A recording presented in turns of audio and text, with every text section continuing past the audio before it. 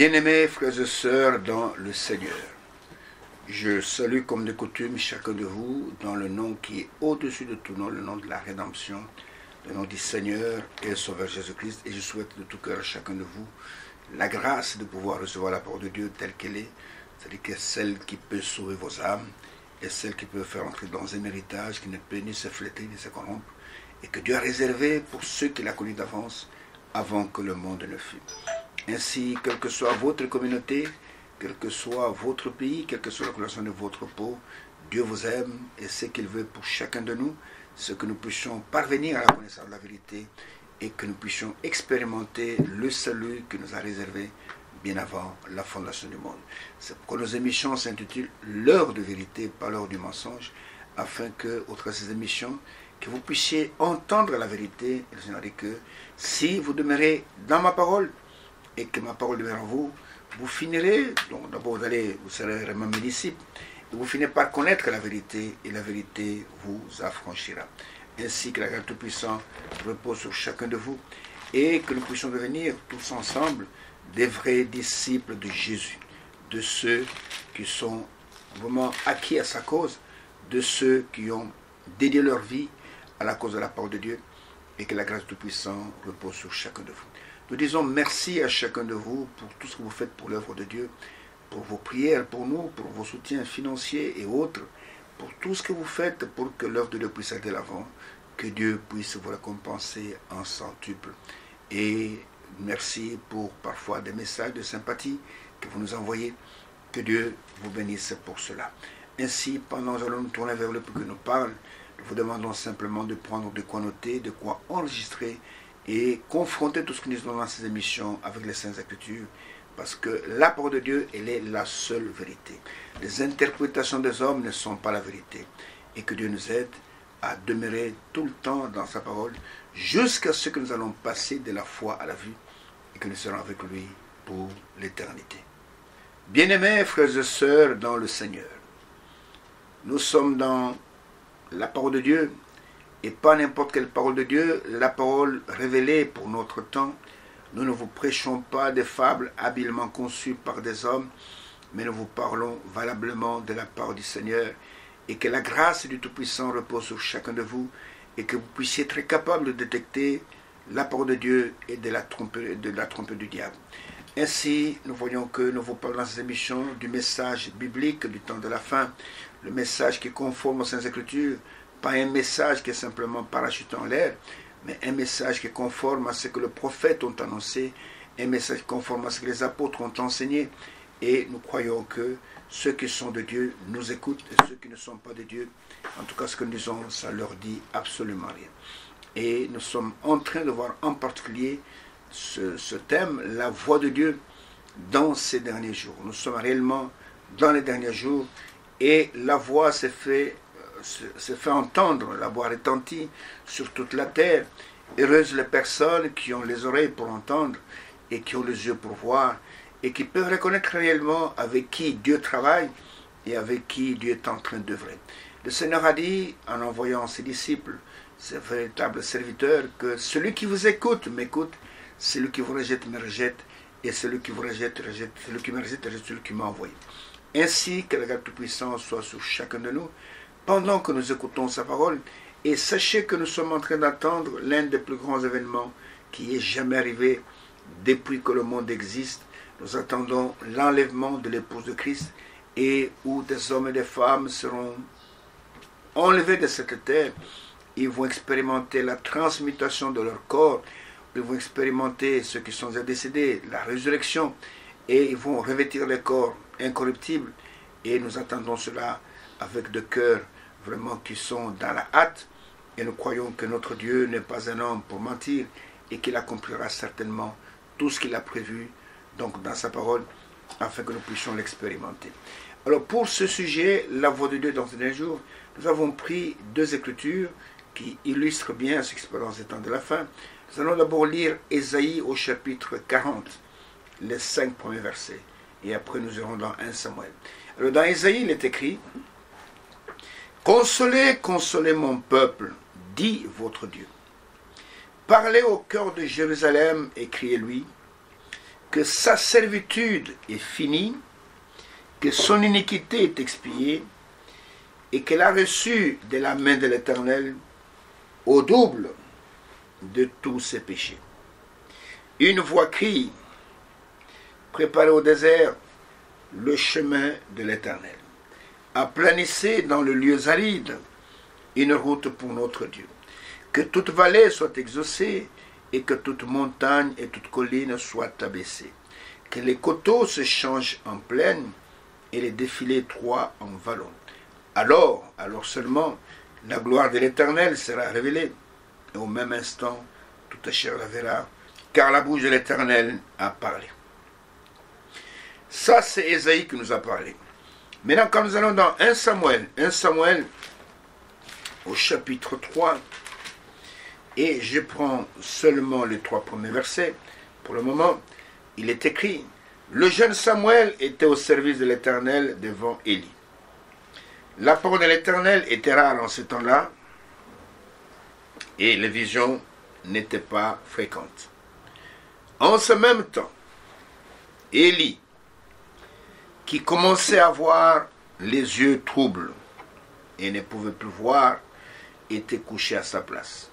La lampe de l'Éternel n'était pas encore éteinte, et Samuel était couché dans le temple de l'Éternel où était l'arche de Dieu.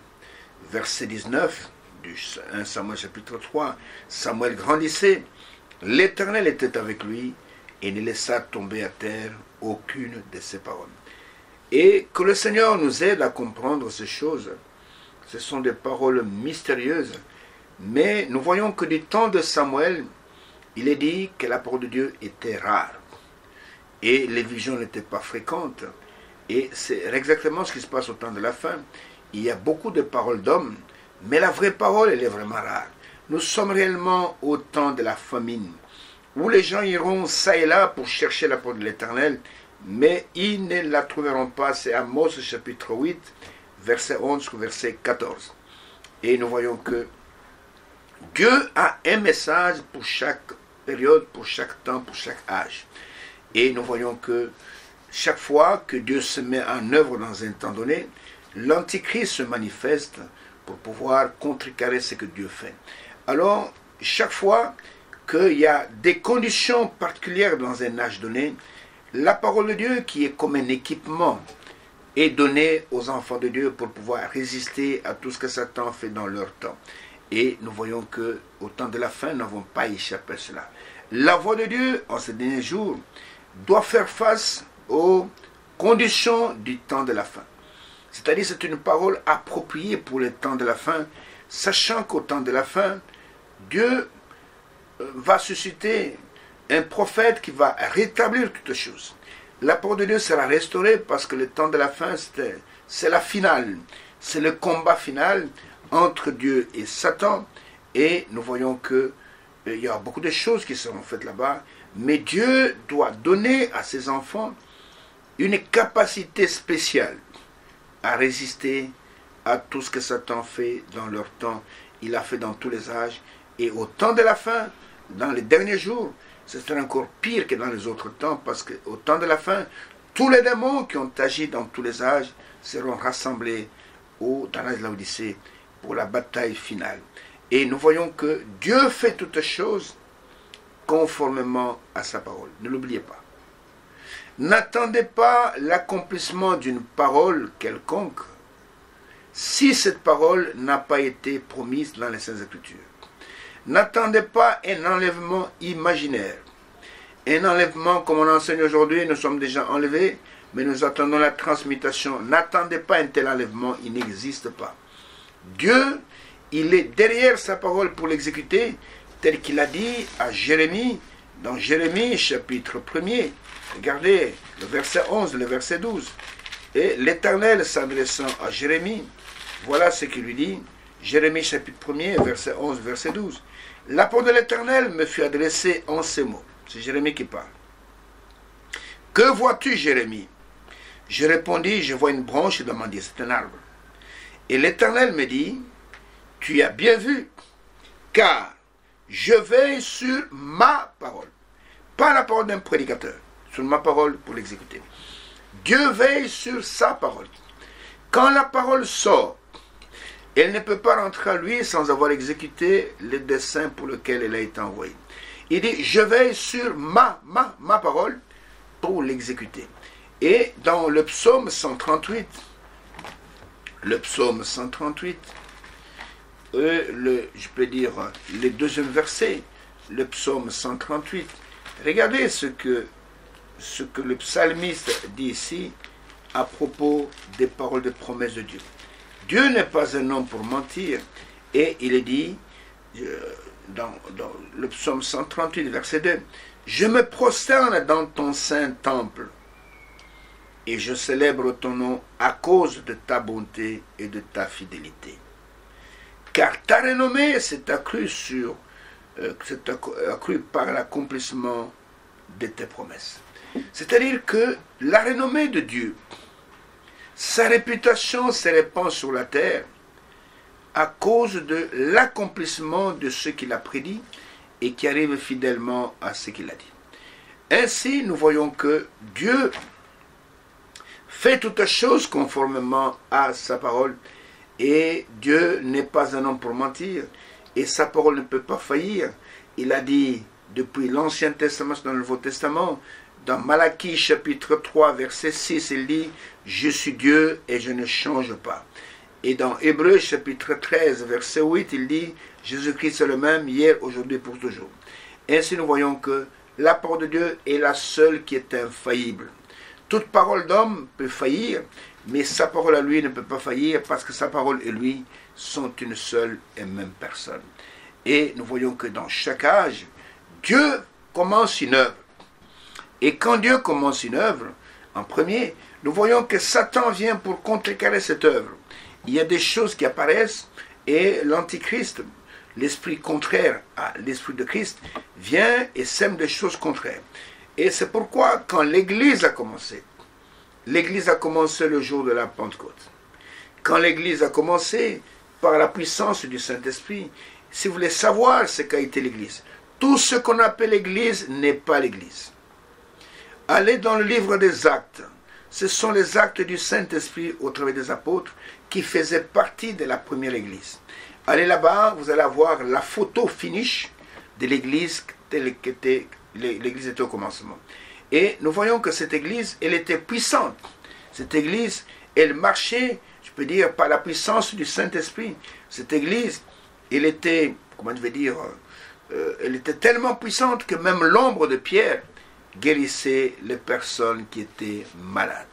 Et le Saint-Esprit était omniprésent dans cette Église. Mais nous voyons qu'après, l'esprit antichrist s'est glissé dans l'Église. Et là, il y a eu beaucoup de choses qui ont été introduites que les apôtres ne connaissaient pas. Et nous voyons que, et c'est là où l'Antichrist s'est assis dans l'Église, a commencé à faire n'importe quoi. Quand vous allez avec moi dans 1 Jean au chapitre 2. 1 Jean au chapitre 2. Regardez ce que l'apôtre nous dit, d'abord le verset 18. 1 Jean chapitre 2, verset 18. Il est écrit, « Petits enfants, c'est la dernière heure. » Donc c'est la bataille finale. « Petits enfants, c'est la dernière heure. Et comme vous avez appris qu'un antichrist vient, vous avez appris cela, il y a maintenant plusieurs antichrists. Par là, nous reconnaissons que c'est la dernière heure. » C'est-à-dire que l'esprit antichrist, c'est l'esprit anti-parole. Cet esprit ne peut pas être manifesté avant que l'esprit de Christ soit manifesté. C'est-à-dire que Satan, c'est un bon imitateur. Satan, c'est un bon opposant. Il faut d'abord que Dieu fasse quelque chose. Il y a une action que Dieu fait.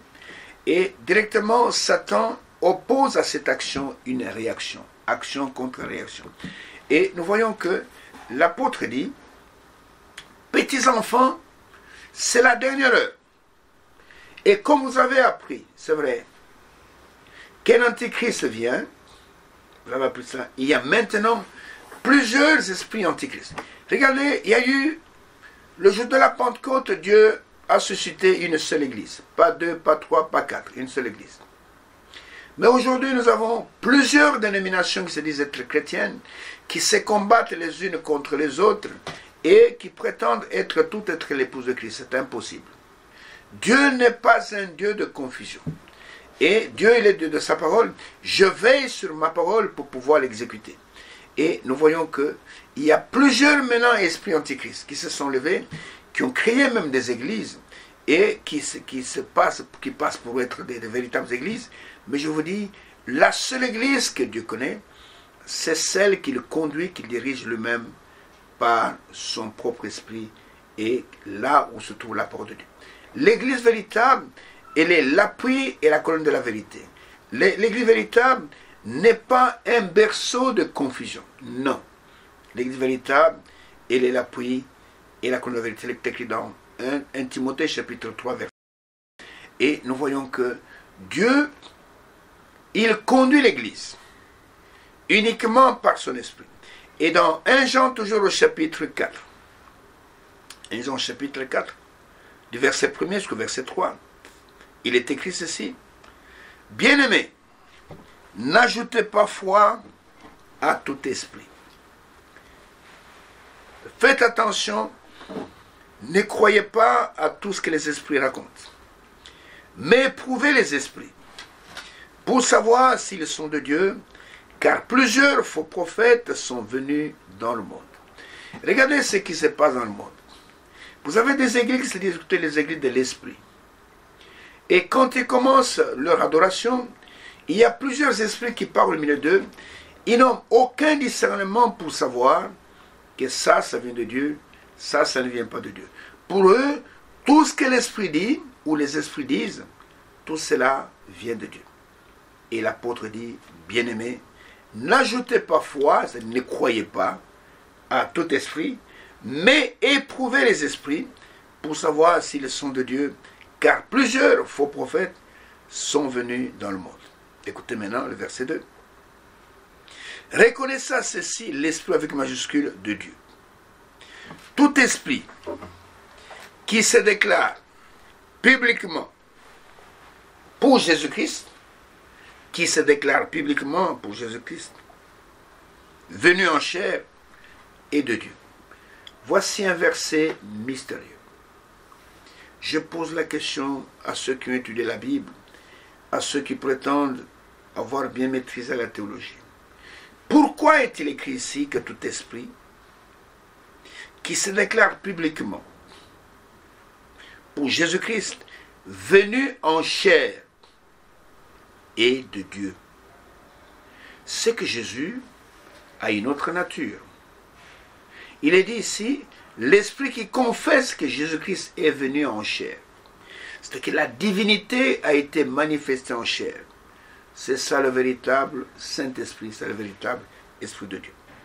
Et tout esprit qui ne se déclare pas publiquement pour Jésus n'est pas de Dieu, c'est celui de l'Antichrist dont vous avez appris la venue et qui maintenant est déjà dans le monde.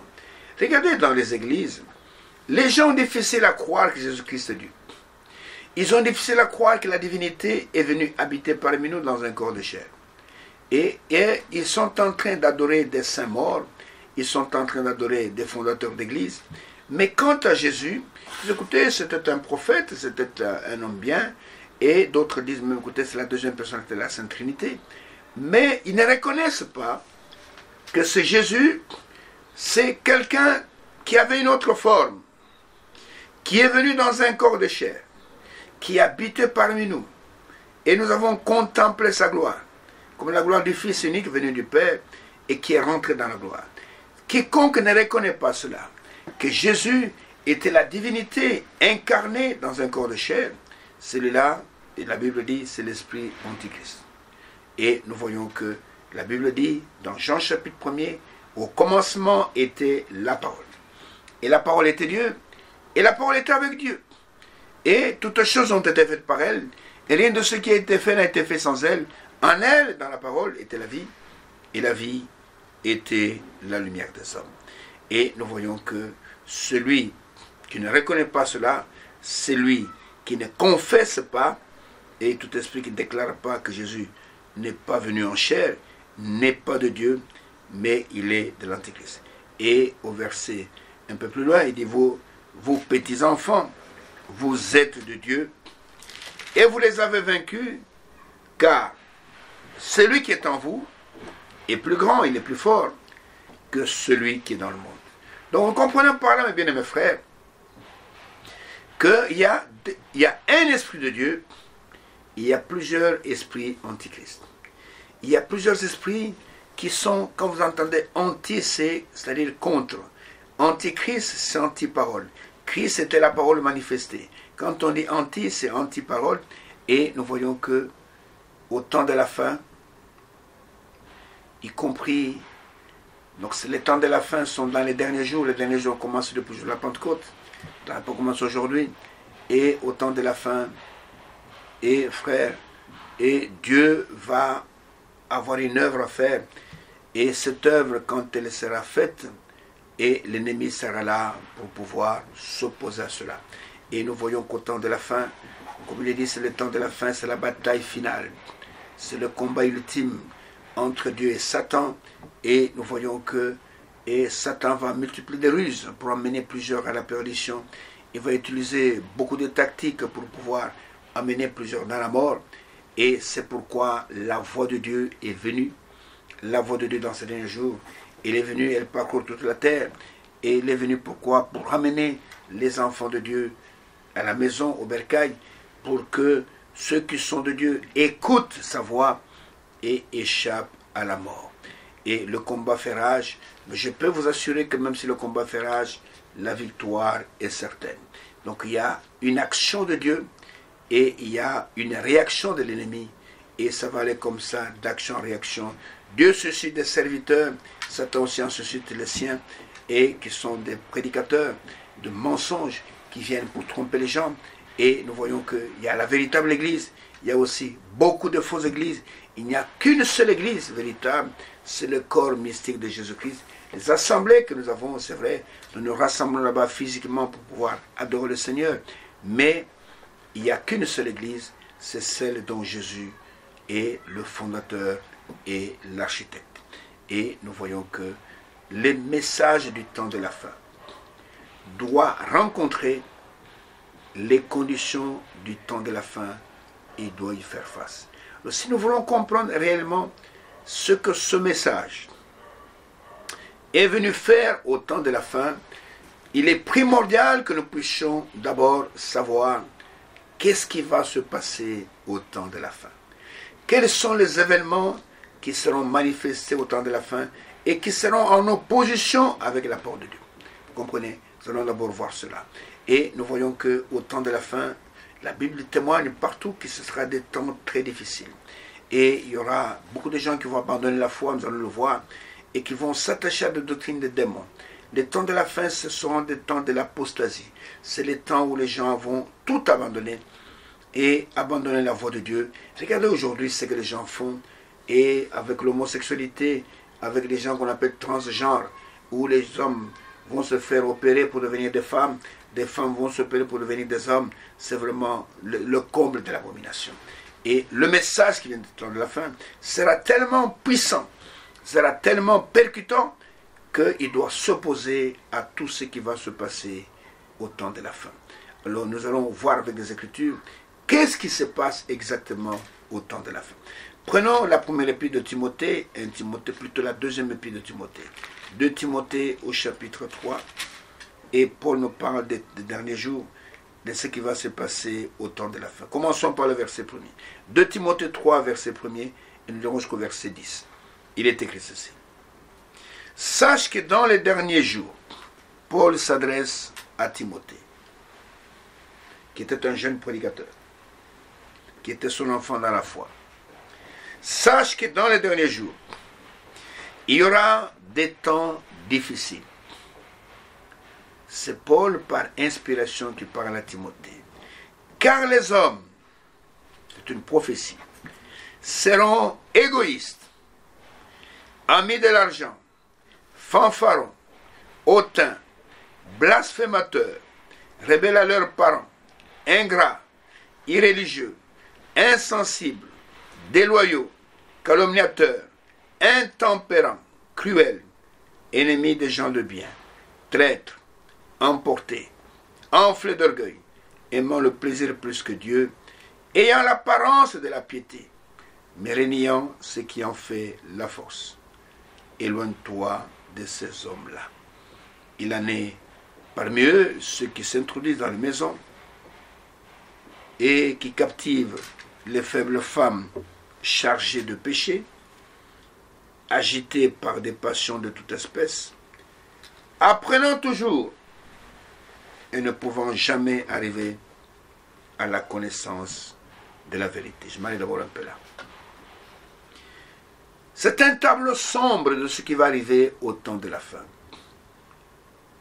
Les hommes seront ceci, blasphémateurs, seront calomniateurs, seront cruels, les gens seront ennemis des gens de bien, et ils seront amis de l'argent, et ils seront religieux. C'est un tableau sombre qui nous est décrit ici.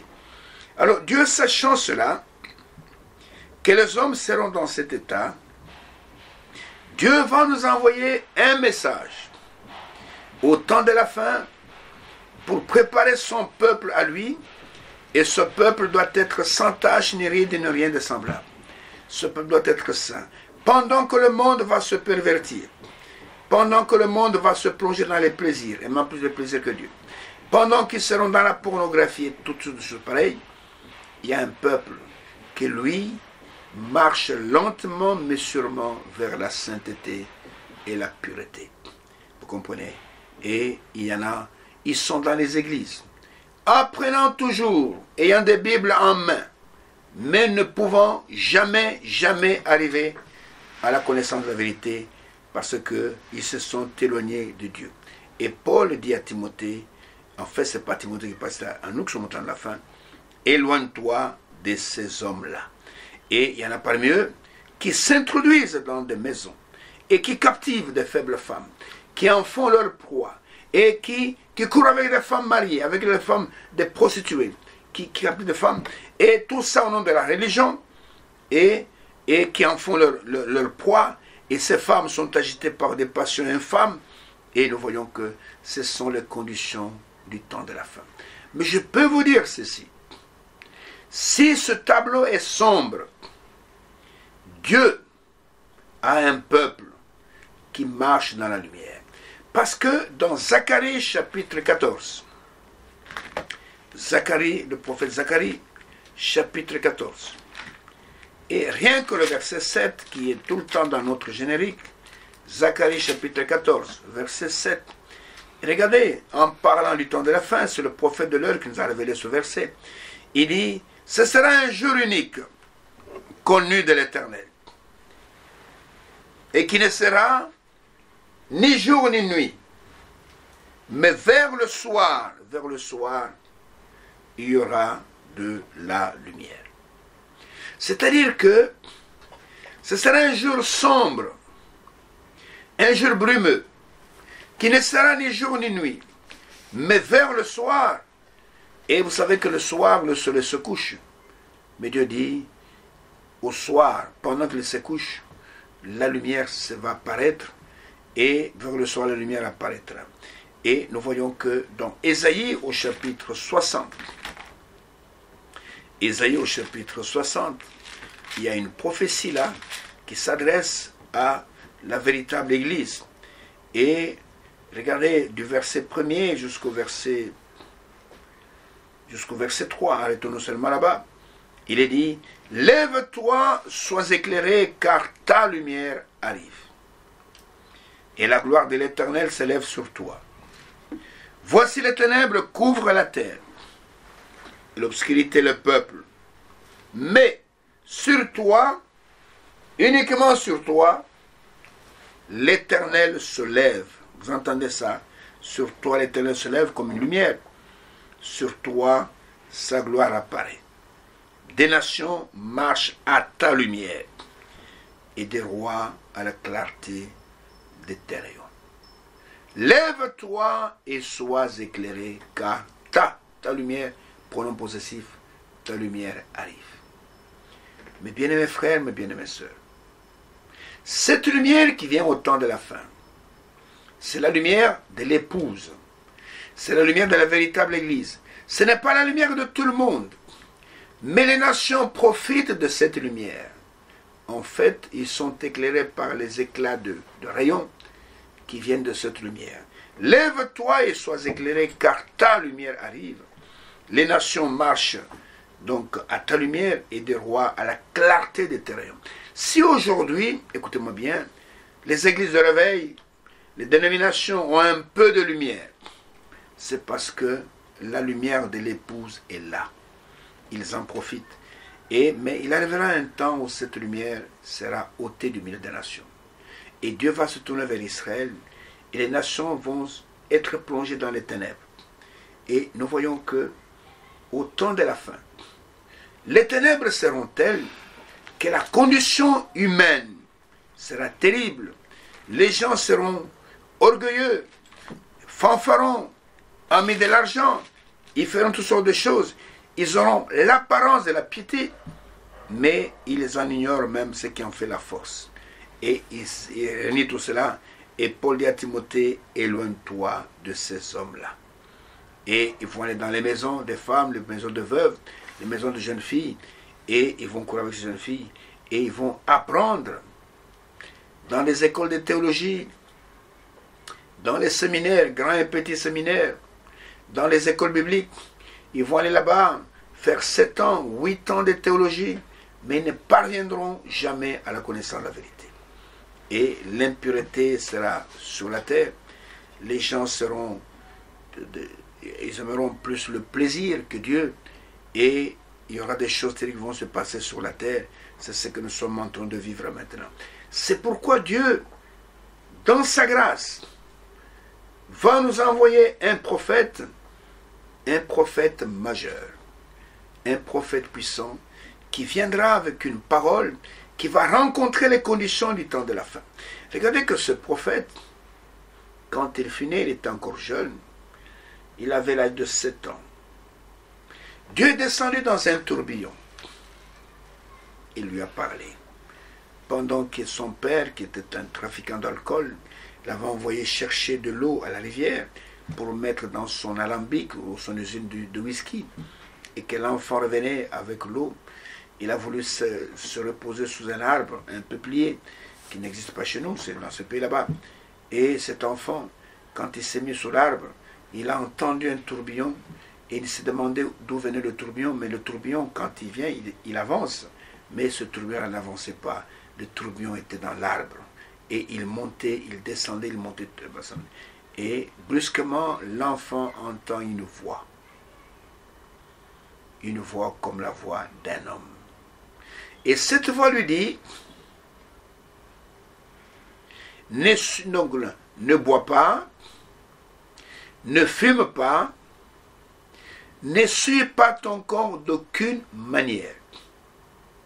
Tu es venu dans un temps où la perversion est là, la souillure règne, elle va régner encore davantage, mais toi, ne bois pas, ne fume pas, ne suis ton corps d'aucune manière, car moi, l'Éternel, moi Dieu, j'aurai une œuvre à faire avec toi quand tu seras plus grand.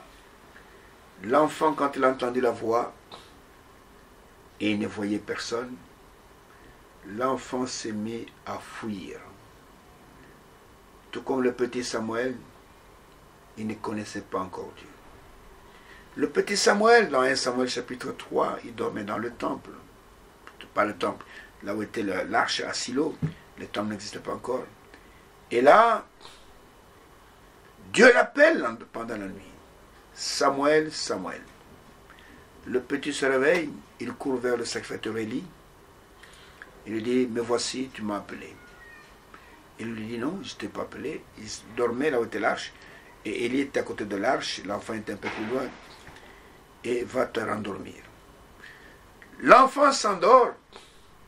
Il entend encore, on l'appelle Samuel, Samuel. L'enfant se réveille, court vers le sacrificateur Élie. Il lui dit, mais me voici, tu m'as appelé. Il a dit, je ne t'ai pas appelé.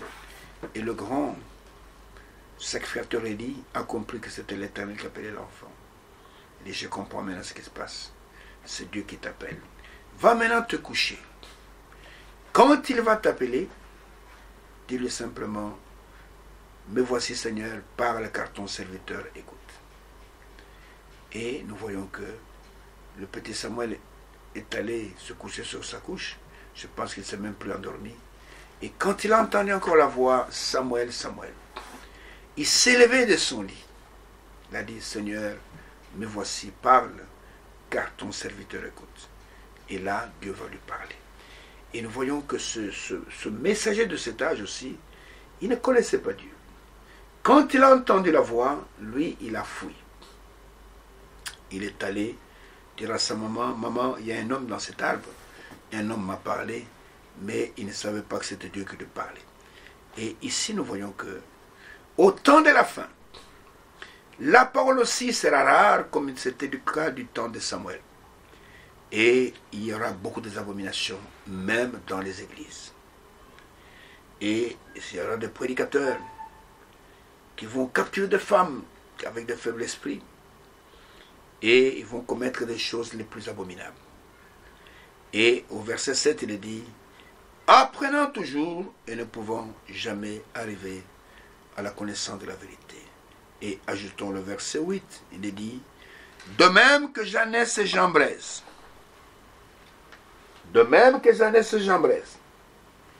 s'opposèrent à Moïse.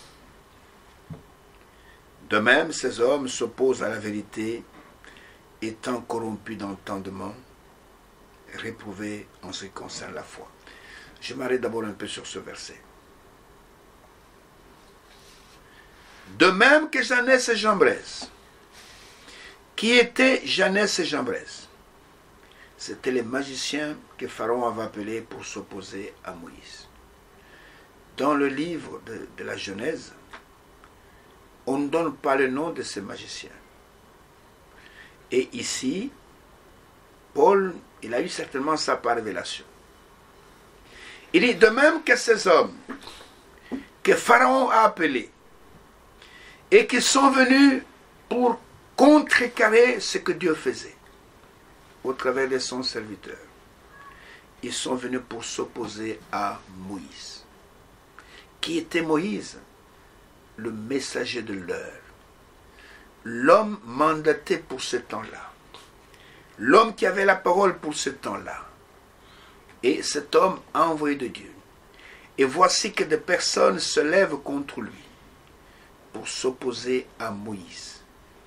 Vous comprenez? Et ils viennent s'opposer à Moïse. Un homme qui était dans la ligne du devoir. Ces hommes viennent pour s'opposer à lui. Et la Bible dit, de même qu'il y a eu cette opposition contre Moïse, de même, il y a deux hommes au temps de la fin, vont s'opposer à quoi? À la vérité, à la véritable parole de Dieu. Et étant corrompus d'entendement. C'est-à-dire que leur entendement est brouillé. Ils sont incapables de reconnaître ce qui est vrai et ce qui est faux. Et ces gens vont s'opposer à la vérité.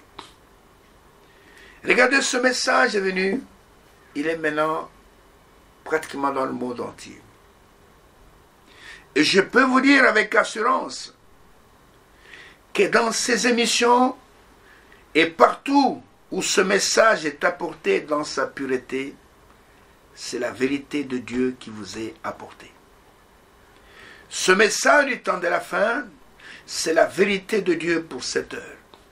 Je ne vous parle pas de messages trafiqués, de messages falsifiés. Je ne vous parle pas de ceux qui ont trafiqué le message pour vivre selon la chair en prêchant la polygamie. Ce n'est pas le message du temps de la fin. Tous ceux qui ont brandi la polygamie, et en premier lieu, comme étant le message du temps de la fin, c'est un message falsifié. Le message n'est pas venu pour que chacun puisse avoir un harem de femmes. Non, non, non. Le message est venu pour nous conduire dans une vie de sanctification, dans notre corps, dans notre esprit et dans notre âme. Le message, ce n'est pas tous ceux qui disent, écoutez, Branham est Dieu. Non, Branham n'est pas Dieu. Le message n'est pas tous ceux qui disent, écoutez, nous sommes déjà enlevés. Le message, ce n'est pas des interprétations particulières qui jettent l'opprobre sur la parole de Dieu, mais le message, c'est la parole originelle, la parole révélée, l'Élie qui est venu pour autant de la fin. Le prophète de cette heure est venu pour ramener le cœur des enfants de cet âge à la foi des pères apostoliques, au cœur des pères apostoliques. Voilà le travail que fait le message du temps de la fin. La voix de Dieu est venue non pas pour faire une autre organisation, non. La voix de Dieu n'est pas venue pour que nous puissions faire un groupe meilleur que les autres, non. La voix de Dieu, écoutez, et elle est venue, elle est retentie sur la terre pour que nous puissions rentrer à l'original, que nous puissions rentrer à la parole pure de Dieu, à la parole pure. Et il y a des hommes qui vont s'élever au temps de la fin, comme Jeannès et Jambres, et qui vont s'opposer à la vérité. Et celui qui s'oppose à la vérité c'est un bulldozer. La vérité va les écraser. Quiconque se met sur le chemin de Dieu, quiconque veut s'opposer à Dieu, Dieu s'occupera de lui. Vous comprenez? Jeannès et Jambres sont venus. Ils ont voulu s'opposer à Moïse. Ils ont imité le miracle de Moïse. Ils ont jeté aussi leurs bâtons au sol.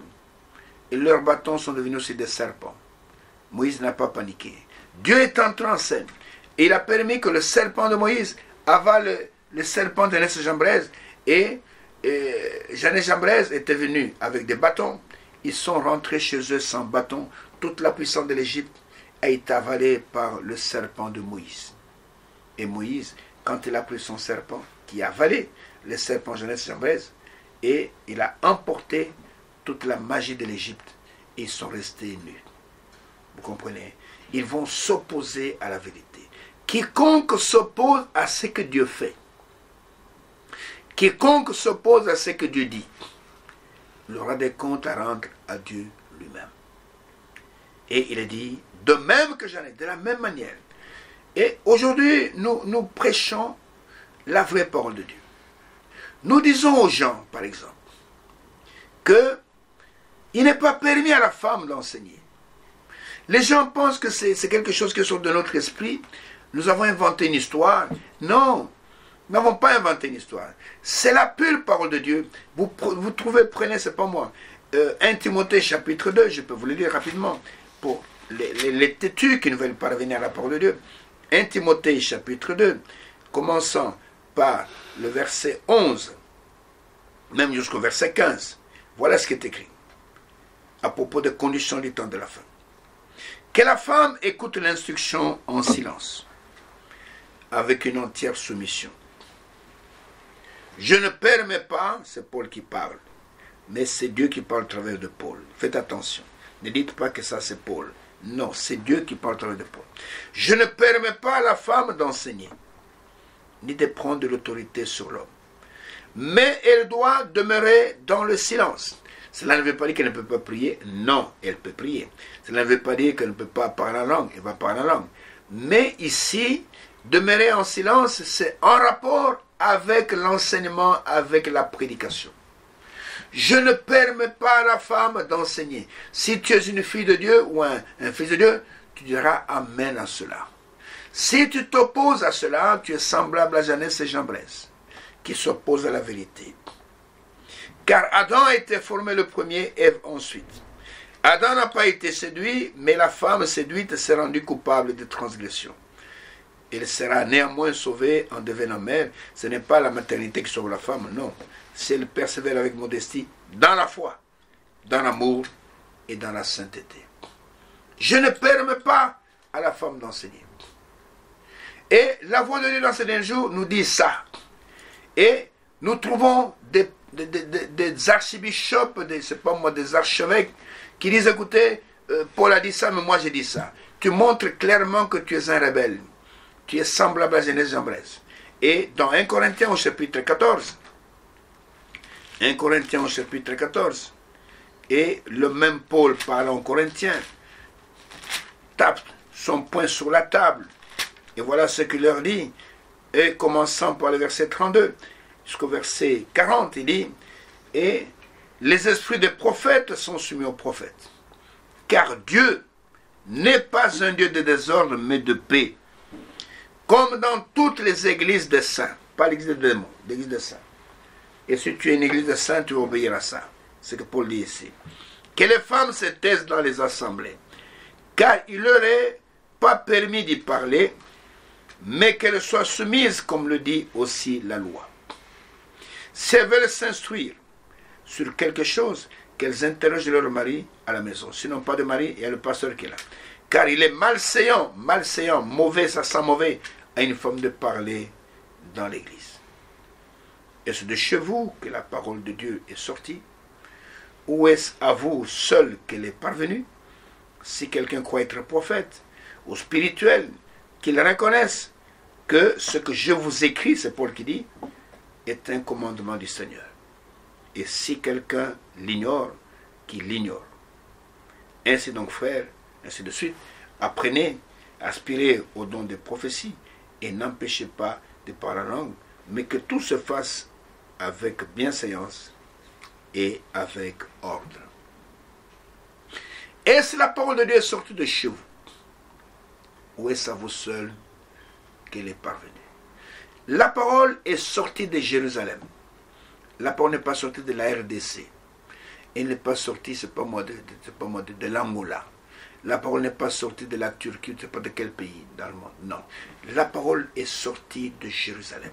Nous vous prêchons l'évangile qui a été prêché depuis Jérusalem. Et l'apôtre Paul, avec l'autorité qu'il avait, dans Galates chapitre 1er, commençons par le verset 6 ou verset 9, il est dit, et si quelqu'un vient vous prêcher un autre évangile que celui que moi, Paul, je vous ai prêché, qu'il soit maudit. Parce qu'il n'y a pas un autre évangile, il n'y a qu'un seul évangile. L'évangile signifie la bonne nouvelle. Qu'il soit maudit. Si quelqu'un. Même si un ange descend du ciel. Il y a des gens qui publient sur des réseaux sociaux, oh, j'ai vu en songe, Dieu m'a parlé. Il publie sa vision, tout ça. Et les gens, nous le croyons que c'est qui vient de Saintes Écritures. Tu as une vision, nous regardons. Oh, Dieu m'a montré, voilà ce qui va arriver. Et les temps de la fin sont là. Et bon, répentez-vous, faites ceci. Si ton message n'est pas conforme à cette Bible, ta vision là, nous la mettons à la poubelle. Et les gens tremblent. Et il y a, parfois, on distribue ça sur les réseaux sociaux, on dit, si tu ne distribues pas ça, tu seras maudit, Dieu va te frapper. Et moi, je ne distribue pas, parce que de telles histoires ne viennent pas de Dieu. Dieu ne vient pas avec des menaces pareilles. Non, nous avons la parole de Dieu. Et si la parole de Dieu, nous sommes au temps de la grâce. Dieu ne va pas dire, écoutez, je t'envoie, si tu ne diffuses pas, tu vas mourir. Non, Dieu nous laisse libres. Chacun doit choisir sa voie seul. Il n'y a pas de menace. Oh, envoie ça à 10 personnes. Si tu n'envoies pas, tu vas voir ce qui va t'arriver. Ok, je n'envoie pas. Ça fait des années que je n'envoie pas ce message. Je ne vois pas ce qui m'est arrivé. Ce sont des blasphémateurs. Ce sont des menteurs. Et nous voyons que Paul dit, est-ce de chez vous que la parole est sortie? La voix de Dieu, dans ces derniers jours, nous ramène à l'évangile original. Et dans l'évangile original, je vous pose la question. Pourquoi dans l'église primitive n'y avait-il pas de femmes prédicatrices?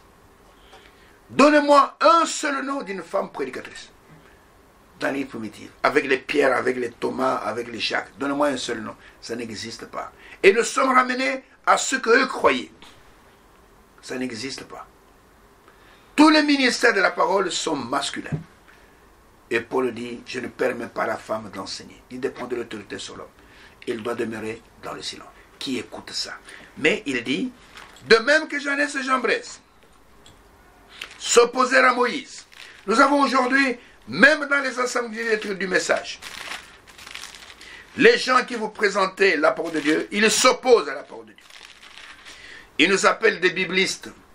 Ils ont des citations du prophète qu'ils comprennent mal, qu'ils interprètent à leur manière. Et nous voyons ici, apprenant toujours. Ils ont des Bibles, ils ont des brochures, mais ne pouvant jamais arriver à la connaissance de la vérité. Et Paul dit, éloigne-toi de ces hommes-là. Ils sont corrompus d'entendement. Ils s'opposent à la vérité.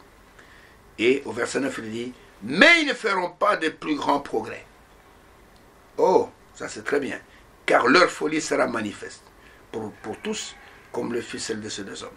Vous savez, ces deux hommes allaient s'opposer à un prédicateur, à un envoyé de Dieu comme Moïse. Coré, Dathan et Abiram ont essayé. Ils ont été enterrés vivants avec leur famille. Tous ceux qui sont opposés à Moïse dans le désert, ils sont tous morts. Balaam a été appelé par Balak pour s'opposer à Moïse.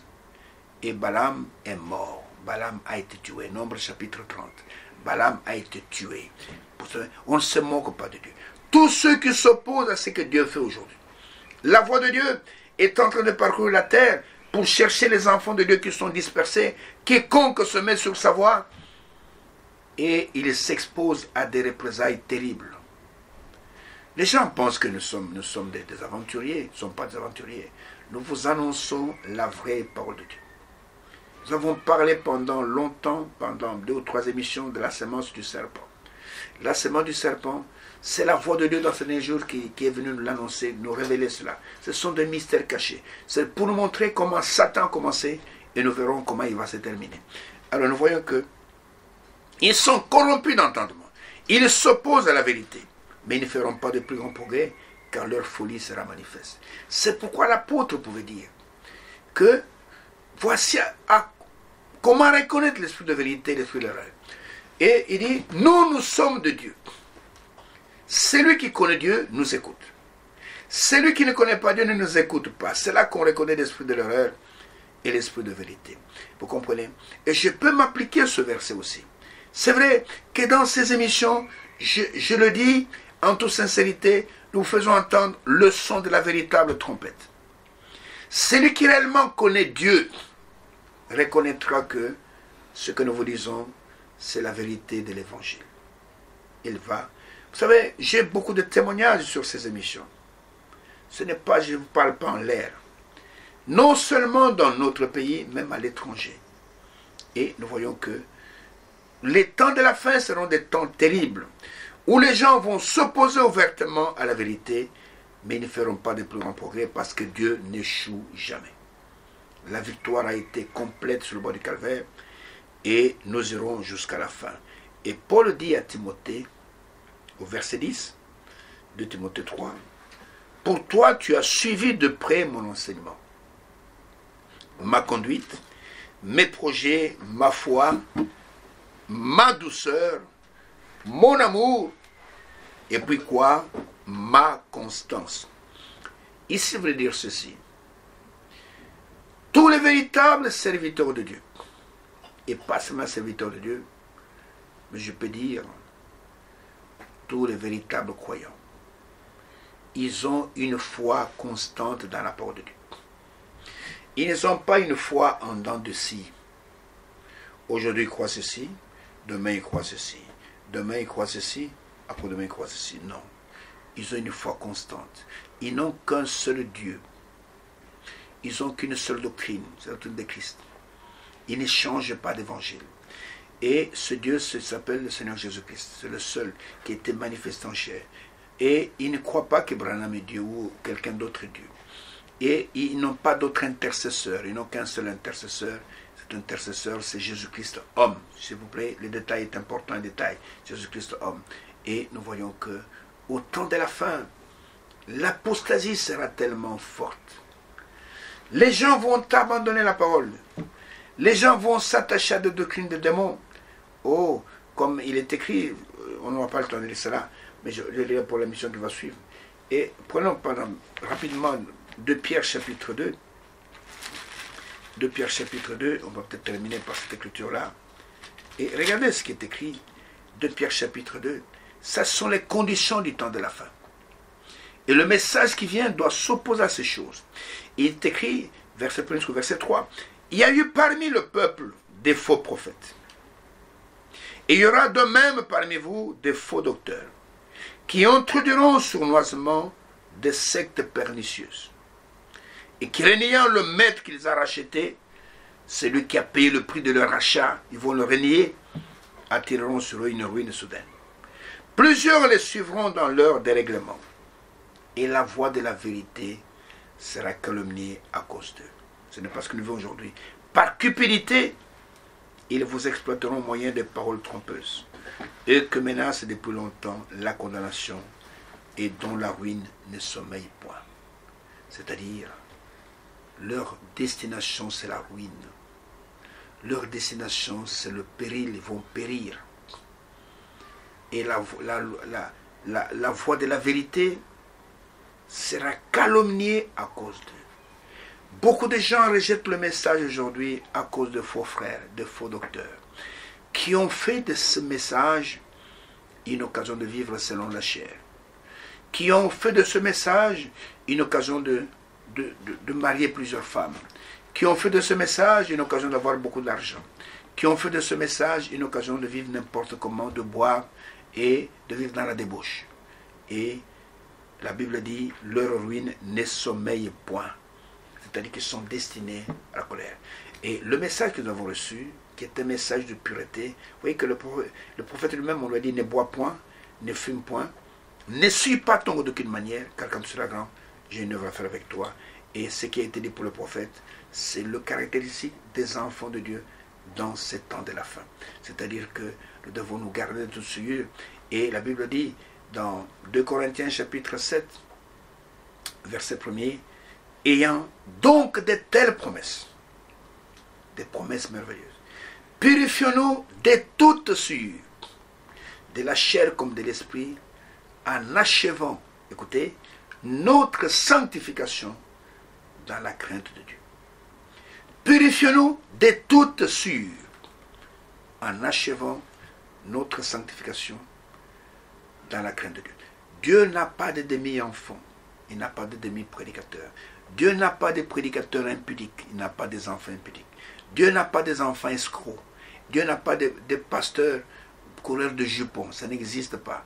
Dieu n'a pas de soi-disant chanteurs chrétiens qui dansent comme le monde, avec des clips comme le monde. Non, cette trémoussant comme des diables, Dieu n'a pas de ça. Dieu a des vrais enfants qu'il adore en vérité et en esprit. Et le message du temps de la fin, la voix de Dieu dans ce dernier jour, est venu pour nous ramener à la véritable adoration.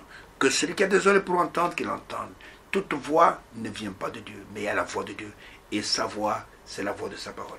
Que Dieu vous bénisse, qu'il vous accorde ses mains sur le meilleur, et je vous donne rendez-vous, si Dieu le veut, à l'émission prochaine.